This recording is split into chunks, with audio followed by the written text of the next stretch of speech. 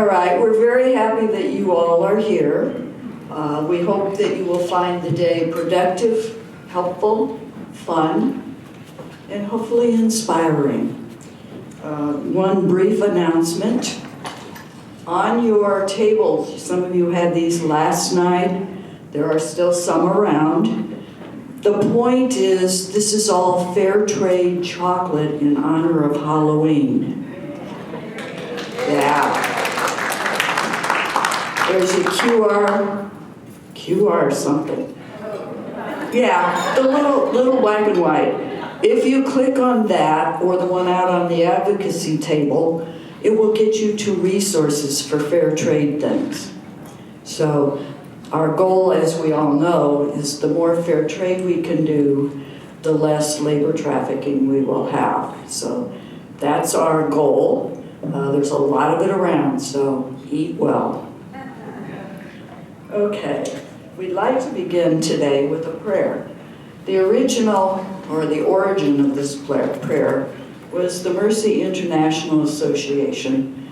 It's probably, I've adapted it, but a few years back we had a working group of Sisters of Mercy from around the country, around the world actually.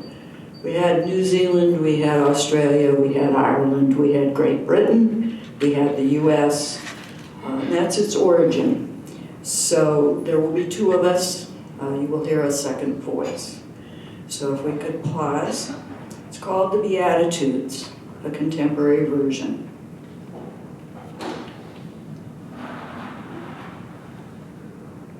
Blessed are they who have survived, for they will show us courage and hope and dare us to be their voice.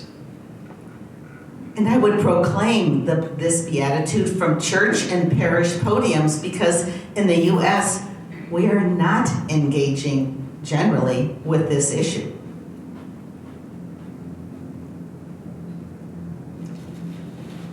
Blessed are those who see anew the pain of the world and respond with compassionate action. And I would proclaim this beatitude in the shopping mall nearest to where I live.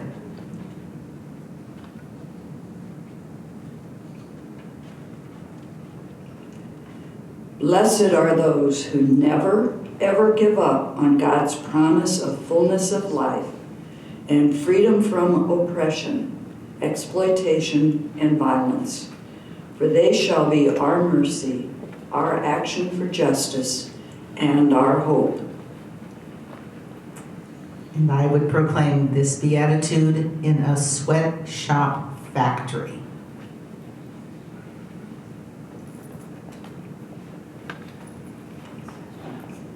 Blessed are the poor and vulnerable, for they will become co-creators with our God, transforming our torn and fractured world of human trafficking, one moment at a time. I would proclaim this beatitude in a prison.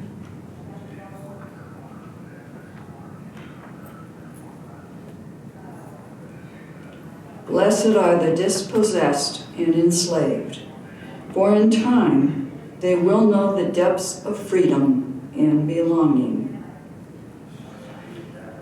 I would proclaim this beatitude in the streets where women are exploited.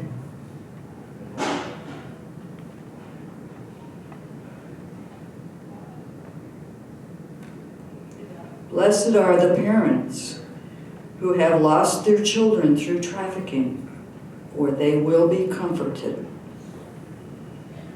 And I would proclaim this beatitude on social media, buses, trains, planes, and in supermarkets.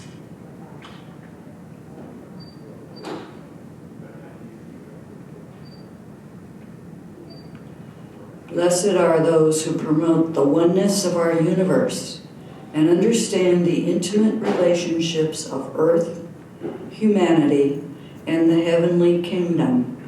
So from this understanding, there will be no more trafficking. I would proclaim this beatitude to all church hierarchy who, for the most part, are deaf to the cries of the most vulnerable.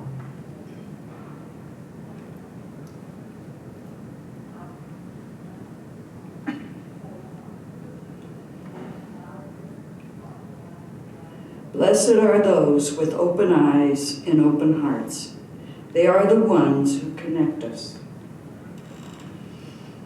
I would proclaim this beatitude in the busiest centers of every city, where all too often the high density of people makes it easy to look away and think that injustice is just somebody else's problem.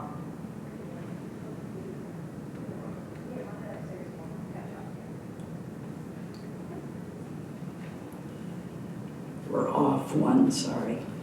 Blessed are those who have family and friends who get lured into trafficking and can do nothing to make the struggle end for them, for they will be mercied. And I would proclaim this beatitude in coalition meetings, where we often miss the interconnectedness of the impact of trafficking on us all.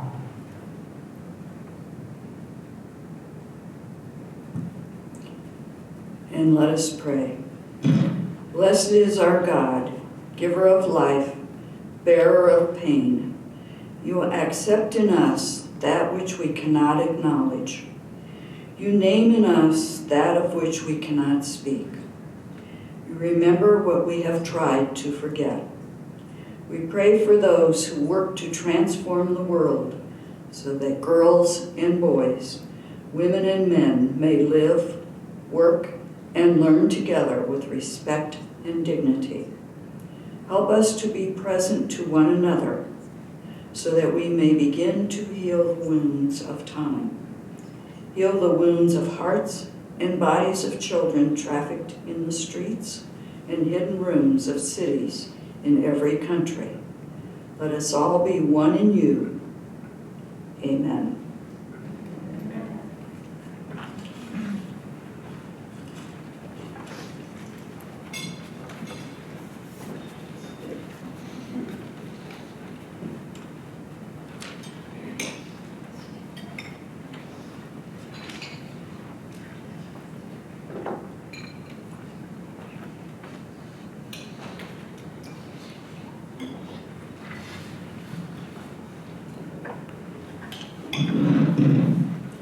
I always feel very silly doing that. Oh, you can't hear me? All right. I feel like I'm a radio DJ. Can't hear you. Still no. How's that? Better? I'm such a quiet talker for someone who talks so much. So good morning, everyone. I hope, oh, I'm sorry, yes, good morning, thank you. I hope you all slept very well, that you're well rested and ready for a full day of information around the subject of human trafficking. A few little housekeeping notes before I introduce our next speaker. One, we have a lost bracelet. It's looking for its owner. It is a magnetic clasp, and it belongs to Teresa Flores. Keep her back. Right. Okay, so that one mystery solved for the day. All right, we have some changes. I finally have been the answer to someone's prayers. I'm excited. We have some changes to our schedule. We will not be having a presentation from Fill It Forward, so we'll talk more about what those tags on the back of your name tag are, maybe around lunchtime. For the breakout sessions today, the 9 a.m. breakout session with Adam Midden has been canceled. I'm sorry. We've had some flight cancellations that have created a little bit of a ripple in our day. The 1 p.m. with Melanie Porto will also be canceled. And then tomorrow, the 10:15 with Lenny Alcorn, First Responders in Human Trafficking, will be canceled. So hopefully that will be the end of that. I do apologize. I'm very sorry for that. I have no other good reason than flights. So, this morning, we are very blessed to have with us Dr. Tonya Edmond from Washington University here in St. Louis. Dr. Edmond currently serves as the interim co-dean of the Brown School. She previously served as the Associate Dean for Social Work and Social Policy and was a faculty fellow in the Office of Provost, working on women faculty leadership and other diversity development and inclusion initiatives. She was co-director for the Center of Violence and Injury Prevention and a faculty affiliate for the Center of Mental Health Services Research. Dr. Edmond focuses her research on testing the effectiveness of interventions for survivors of childhood sexual abuse, sexual assault, sex trafficking, and intimate partner violence. She is committed to strengthening services for survivors through research and teaching to advance the development of trauma-informed systems of care and the implementation of evidence-based trauma treatments.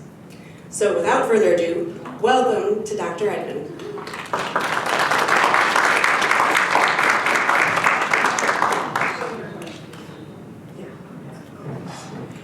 Good morning, everyone. Good morning.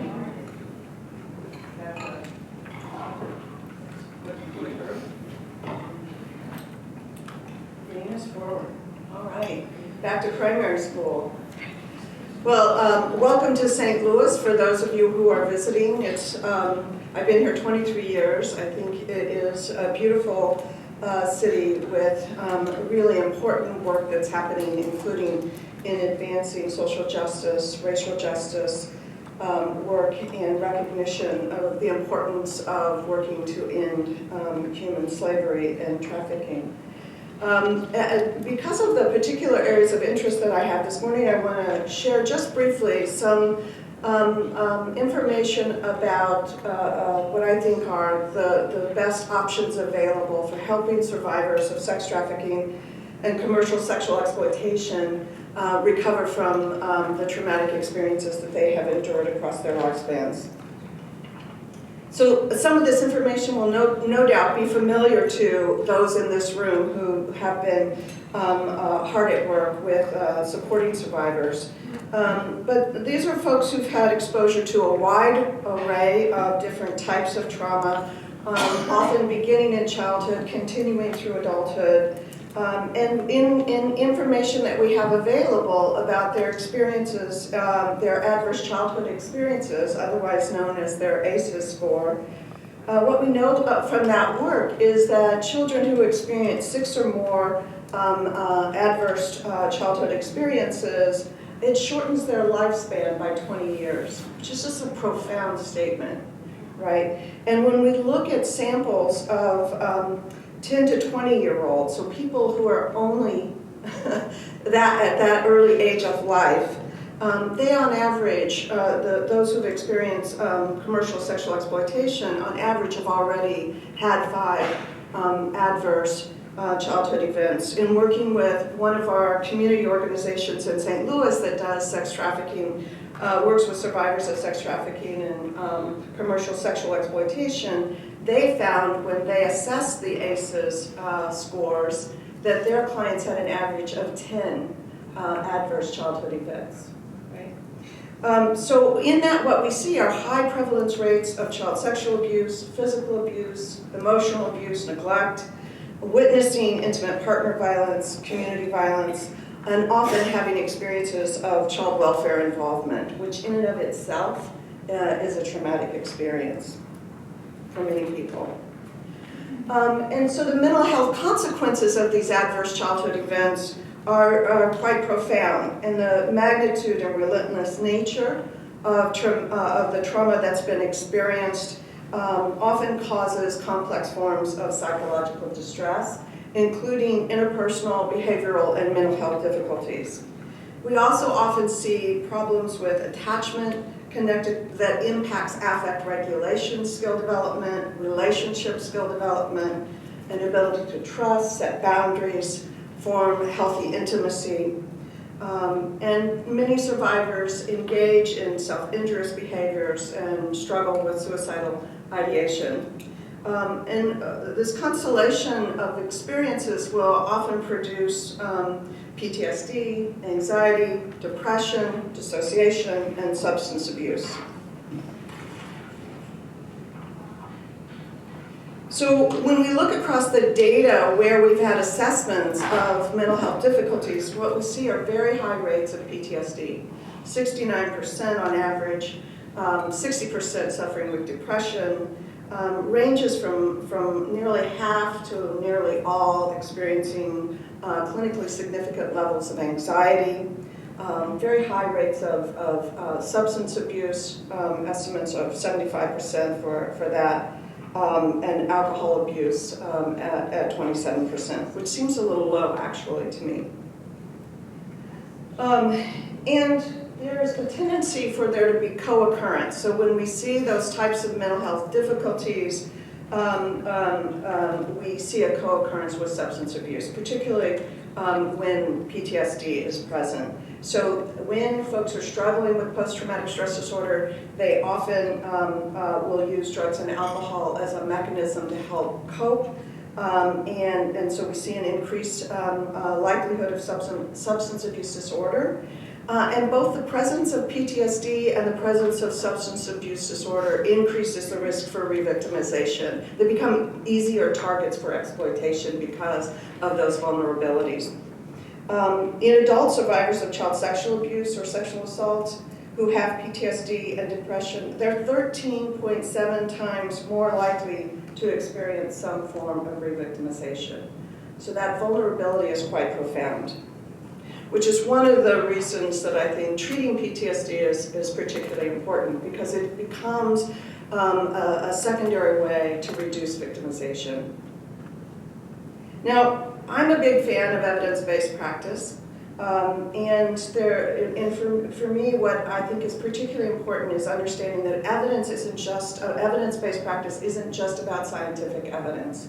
It is also about the integration of that science with professional expertise, client values, and the particular social context that is involved in the practice and policy decisions that need to be made in order to maximize the effectiveness of the services received for the folks we're trying to serve. And sometimes the best available evidence that we have is practice-based evidence.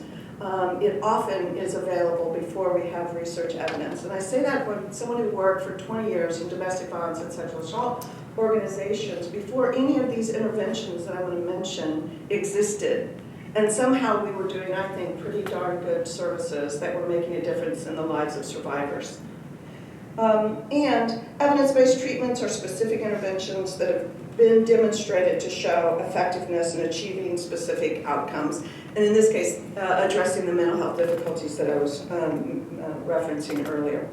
Why am I talking about this? Why does it matter? Because there really is a limited amount of information in testing the effectiveness of these evidence-based trauma treatments, specifically with survivors of sex trafficking and commercial sexual exploitation.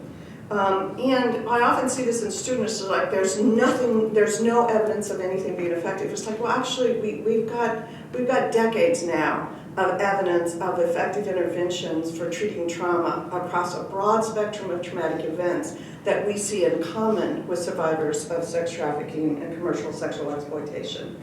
So some of those similarities, as I've mentioned, are things like seeing high rates of PTSD, substance abuse, and sexualized behaviors, seeing difficulties with functioning in life across multiple domains, engaging in high-risk behaviors, and having a multitude of trauma symptoms.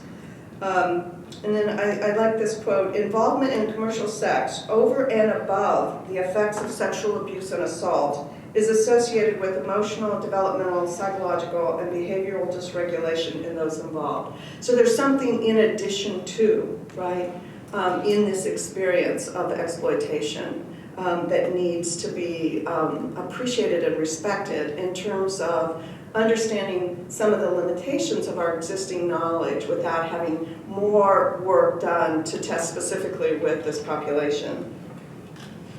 So with those limitations in mind, I think it's still important for us to understand that we have some options available to us that are well-grounded. And so I think those things are interventions that have demonstrated effectiveness in reducing PTSD, anxiety, depression, which we saw are being experienced at high levels from survivors of sexual exploitation. These are interventions that have a long-standing documented science of being effective with adult survivors of child sexual abuse and adult survivors of intimate partner violence, folks who've had chronic, complex trauma that in many ways are similar to survivors of sex trafficking and commercial sexual exploitation. Interventions that have demonstrated effectiveness across a wide range of trauma types, again, reflective of the kind of adverse childhood experiences that survivors endure. And that have been shown to be effective across diverse samples of participants. So survivors across multiple social identities have participated in numerous studies at this point in these interventions and have been found to be effective. So this is the rationale for me in saying we have things that work even if they haven't been directly tested exclusively with survivors of sexual exploitation. And so the feasibility of implementing these within specific programs and agencies serving this population is one of the places that we have work to do. But I think there's reason for hope in terms of having options available to help people heal and recover. So I had the pleasure of knowing Francine Shapiro, the developer of a groundbreaking intervention called eye movement desensitization and reprocessing therapy. I actually did one of the first studies in the country initially conducted, and I did it with adult survivors of childhood sexual abuse. And I will share with you, I did that as my dissertation work from the point of view of skeptic. It was so unique that I was really concerned that survivors would be given false hope. And I was proven wrong. The science showed that it actually was quite profoundly effective. And for those of you, this is a training that takes multiple days, and you're going to get one slide. So just to give you a taste of the intervention, there are standard protocols that have been developed over time that are used to identify and address unresolved issues that are contributing to unhelpful thoughts, distressing emotions, disturbing body sensations, and behaviors. And what's unique about EMDR is that it uses some form of bilateral stimulation, either through eye movements, which was its original form, or sounds, or tapping, alternating vibrations. It is a component of the trauma processing work. It uses a three-pronged approach that focuses on past disturbing experiences, present triggers, and then gives a mechanism for helping to envision the future and seeing oneself in spaces where these are no longer disturbing experiences. So the reason I think EMDR is a good option for survivors of sex trafficking and commercial sexual exploitation is it has been shown to be effective in reducing or eliminating trauma symptoms that are very much common in this population. So PTSD, depression, and anxiety. And it's been shown to be effective in children, adolescents, and adult survivors of complex trauma and sexual violence across gender identities. It's been effective across ages, across ethnic groups. In fact, it's been tested in over 50 countries, which is really unusual to see that level of dissemination and implementation within different cultural contexts. So it has been shown to be effective with a broad range of folks with different ethnic backgrounds, cultural backgrounds, racial identities. With no difference in outcomes based on those cultural differences or social identities. In the United States, for example, we have studies that have included white, Hispanic, African American, Asian Pacific Islanders, American Indians, Alaskan Natives, so really transferable across a broad spectrum of populations. And there's an emerging body of evidence to show that it is an effective treatment to aid in addressing substance abuse, eating disorders, and some pretty more complex issues like borderline personality disorder, psychosis, pain management, and somatic disorders. The evidence base for those are smaller, but they're growing, just illustrating that there's a lot that this intervention has to offer that I think are seen in the kind of levels of distress that survivors of sex trafficking and commercial exploitation share with us. So one of the things that is also helpful about EMDR is it's an intervention that can be integrated across a variety of theoretical orientations. So people who are trained in cognitive behavioral approaches or psychodynamic approaches, body-centered systems perspectives can easily integrate EMDR as a modality, as a therapy that would still fit within their theoretical lens. It's also an intervention that has been empowering for survivors, and it uses a strengths-based approach. So it aligns well within this field, that's philosophically within the addressing sexual assault and intimate partner violence, sexual exploitation. In those spaces, we put a premium on the importance of empowerment and being client-centered and strengths-based, and this modality is inherently aligned with that approach. It recognizes the client's ability to facilitate their own healing and really minimizes the therapist's interference with trauma processing work and respecting the survivor's capacity for healing. There's also been recognition already. I've contributed to this some, but I'm not alone in researchers and practitioners both seeing the way that this intervention would be well aligned with helping this population. So another option that's available that was actually developed here in St. Louis is cognitive processing therapy. Patty Riesick was on faculty in psychology at University of Missouri in St. Louis. And this again was groundbreaking work in developing cognitive processing therapy initially, specifically for rape survivors.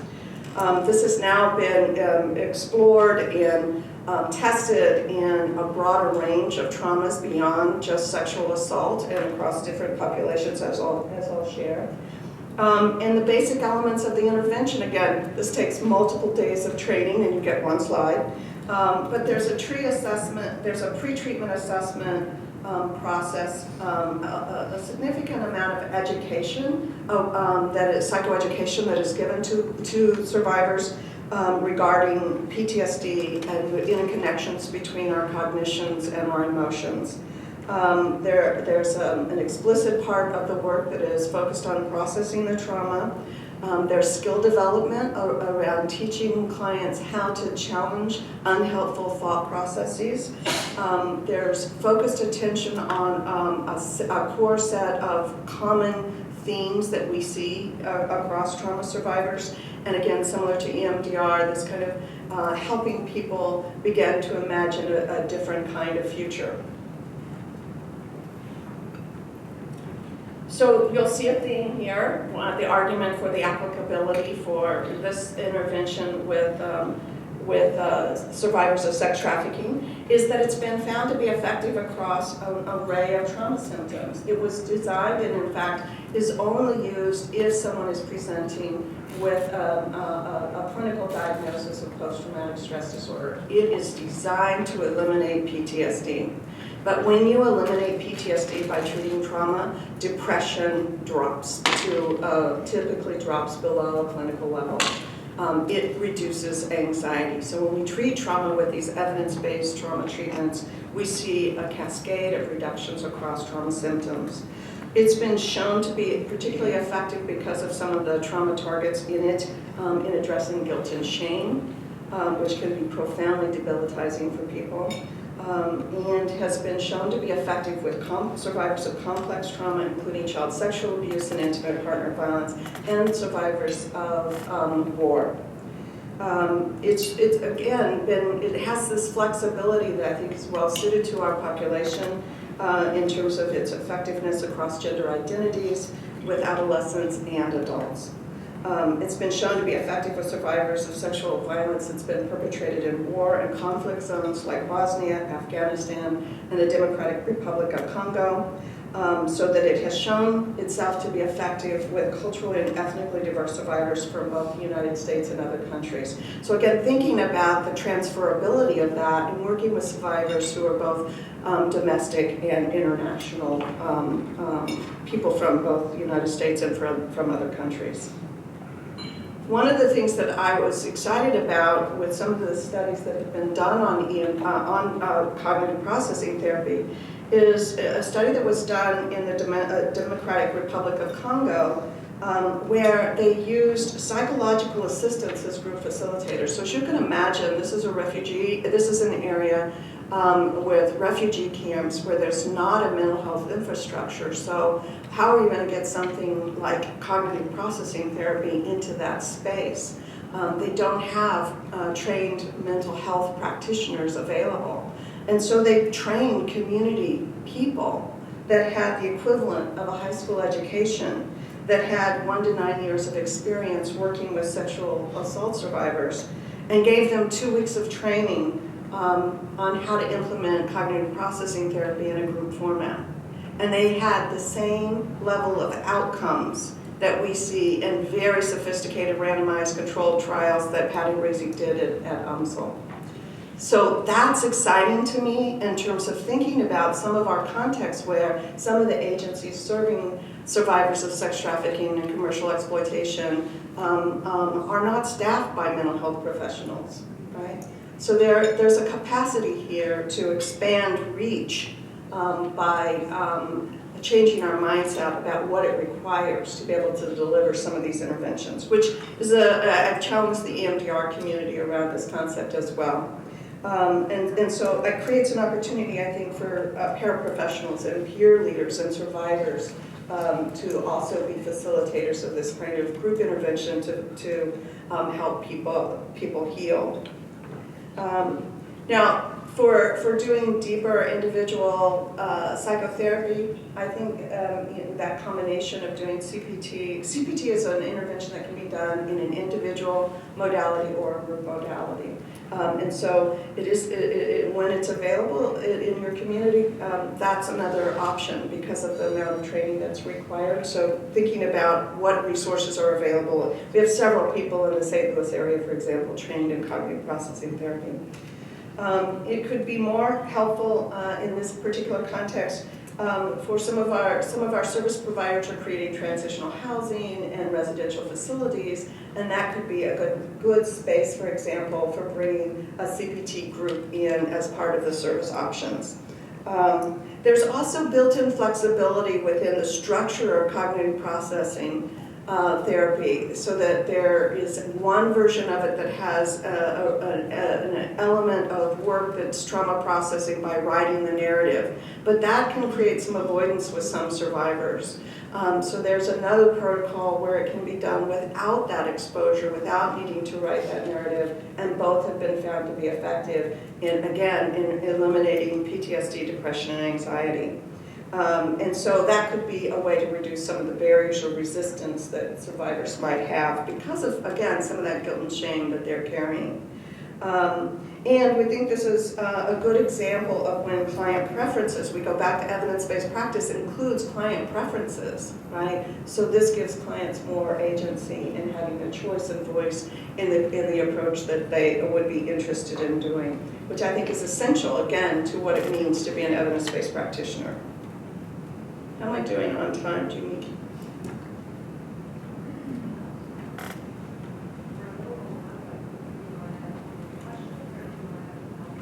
Okay, so I'll just share. There's another intervention that I think is applicable but has a less developed evidence base, which is skills training and affective and interpersonal regulation, otherwise known as DARE. And it's also something that can be done in an individual or a group format, and was originally developed based on the experiences of adult survivors of child sexual abuse. So it's been used extensively with folks with chronic and complex trauma and see similar kinds of outcomes. So I'll leave it there.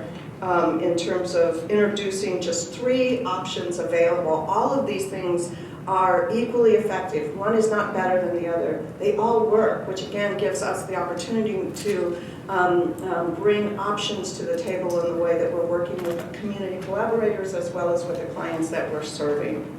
And so with that, I'll stop and I'll make these slides available if you want them. I have a longer version of this.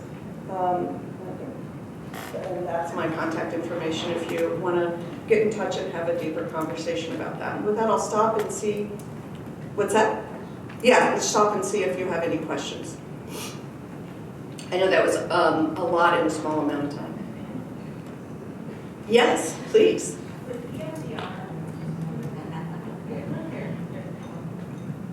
They've given me one. Oh, watch out, they've given her a mic. With EMDR, do you find that I'm sure this is sort of not the best of questions, but the quality of the therapist has a profound effect on the ability for the client to process? Yeah, what I would say is the therapeutic relationship always matters, right? In ways that can profound that. There, particularly with folks who have had injuries in relationship, where close relationships have been the basis of many of these folks, their experiences of violence, abuse, and exploitation. So the quality of the therapist absolutely makes a difference. I will tell you. One of the things that was interesting, and I have a paper about this, is in EMDR, the people liked their therapist. So I did a comparison between EMDR and epileptic therapy, and it was the same therapist. People liked their therapist, but in EMDR they talked about their therapist less. So it was interesting, right, in terms of what was driving things, and it being so grounded in the client's own internal processes for healing. But if you talk to any intervention developer, they'll tell you the therapeutic relationship is critically important. Regarding the CPT training, CPT training, do you know anybody who's training non-professionals to do the CPT training? Yeah, so it's a good question because it's a controversial thing, and as you can imagine, there's a fair amount of territoriality over. I mean, there's a whole there's an industry that has developed around certifying therapists and EMDR and cognitive processing therapy in India. It's one of the things that makes me so angry because I want survivors to have access to things that work. It's why I got a PhD. It's why I did intervention research. And so that where that has happened is in other countries where there isn't that infrastructure. I'm arguing that it should be happening in the United States, particularly when we look at spaces like rural communities where there are such a dearth of mental health resources. Even in St. Louis right now, I mean, our largest concentration in our School of Social Work is mental health. We are one of, I think, 5 programs with social work programs producing graduates. We can't keep up with the mental health demand in St. Louis. I'm having conversations with the board of directors at Provident, and they can't hire enough people. We can't staff enough people, right? So we need a different mindset, but there aren't a lot of incentives because of the money people are making in this process of training. Now, and to be fair, there's also concern about quality control, ensuring that people aren't harmed, and that's fair. We see better outcomes when people are well trained. So that's not a trivial matter, right? But there's some mindsets that we have to change and challenge to expand access in order to meet the real needs that exist in an affordable way. Great question. Other questions? Anything else on your mind? I know time is of the essence. If I walk out the door and you think, oh, I wish I'd asked Tonya this question, just send me an email. I'm happy to follow up. I'm happy if you're local to get coffee, happy to jump on a Zoom call. I think the work that you're doing is incredibly important and deeply needed, and I'm grateful for everything you're doing to raise awareness and to provide a safe haven for folks who need to know what safety and love really feels like. Thank you all.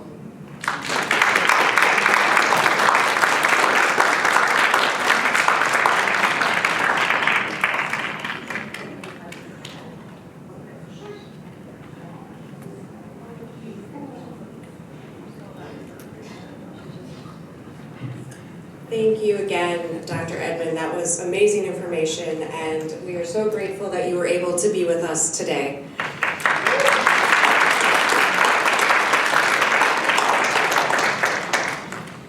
So we are at 9:17, which means we're a little bit behind, and I know, I'm pretty sure all of my breakout session people are here. So I just want to go over really quickly what rooms everybody should go to for the various sessions. So we'll get the breakout sessions, we'll just say we'll start at 9:30 and we'll bump things back and it will all be okay. But I will not take any time out of your lunch break, I promise. So here in the Versailles Ballroom is David Spicer, who will be speaking on the federal anti-trafficking landscape. He comes from the United States Conference of Catholic Bishops, Migration and Refugee Services, and will be giving an exciting presentation.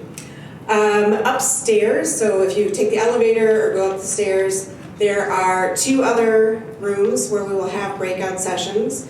We will have human trafficking and healthcare curriculum with Sister Ann Victory. She will be speaking about the intersection there, and she will be in the St. Moritz room. So again, I have to turn, but I believe if you go up the stairs, it is to your right. And there are signs, because I am severely directionally challenged. And then in the Alpine 1 room, which is across the hall sort of from where Sister Ann will be, is Dr. Kimberly Hogan, and she will be speaking on the intersection between LGBTQ+ and human trafficking. So without further ado, off you go.